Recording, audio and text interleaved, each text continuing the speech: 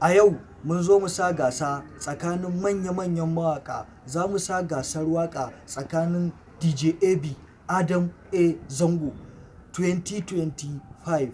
A yau za mu tsefe mu tantance wanda ya fi wani iya waƙa a tsakaninsu. Sabida masoyan DJ AB suna cewa ya fi Adam-A-Zango iya waƙa. Masoyan Adam-A-Zango suna cewa ya fi DJ AB iya waƙa. A yau za mu tsefe mu tantance wanda ya fi wani iya waƙa a tsakaninsu. Za mu fara da Adam-A-Zango. Adam-A-Zango, ina so ka tsaya ka mun waƙa ta gani ta faɗa domin ka lashe wannan gasar, saboda masoyanka suna nan sun yi dako. Bismillah. Bismillah, za ni fara waka da sunan Rabbi Allah, shi yayi uba gare ni yayi.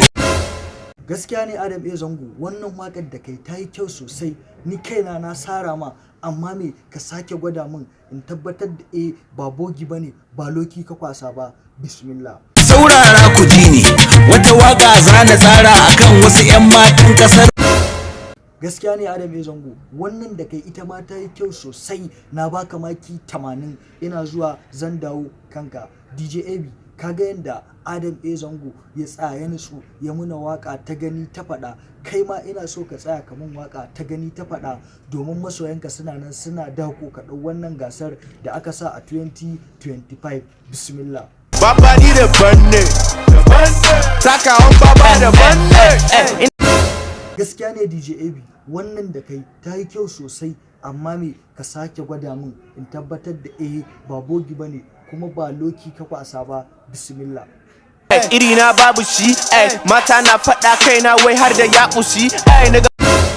Gaskiya ne DJ AB, wannan da kai ita ma ta yi kyau sosai. Kai ma dole ne in sara ma, saboda waƙar taka ta yi daɗi sosai. Kai ma na baka maki 80. Masu kallo da sauraron mu, har kullum ku zan ci gaba da bawa alƙalanci, saboda ni in na alƙalanci za a ce na yi son kai.